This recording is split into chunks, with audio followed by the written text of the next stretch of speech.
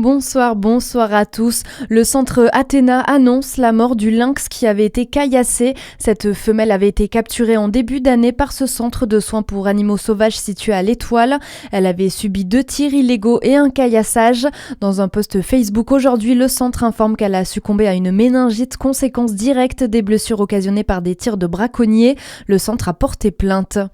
Nouvelle mobilisation agricole aujourd'hui. Les agriculteurs de la coordination rurale de Saône-et-Loire se sont réunis à Châlons pour une marche funèbre. Objectif, symboliser la mort de l'agriculture française et sensibiliser la population sur les conséquences du traité du Mercosur. La présidente de la Commission européenne, Ursula von der Leyen, a signé en fin de journée le traité au Paraguay.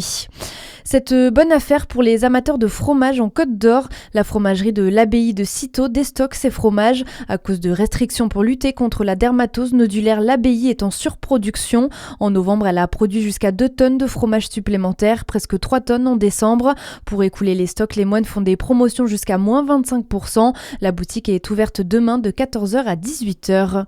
Dans le reste de l'actualité, plusieurs manifestations aujourd'hui dans de grandes villes pour soutenir le peuple iranien. La Ligue des droits de l'homme, SOS Racisme ou encore la CGT sont à l'origine de l'appel à se rassembler. Ils veulent exprimer leur entière solidarité avec la lutte des Iraniennes et Iraniens contre l'oppression et la tyrannie du régime.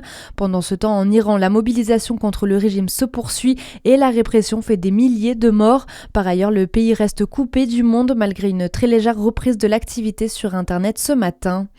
Et puis le Dakar, le Jurassien Benjamin Melot a terminé aujourd'hui à la première place dans la catégorie originale, celle des pilotes sans assistance technique.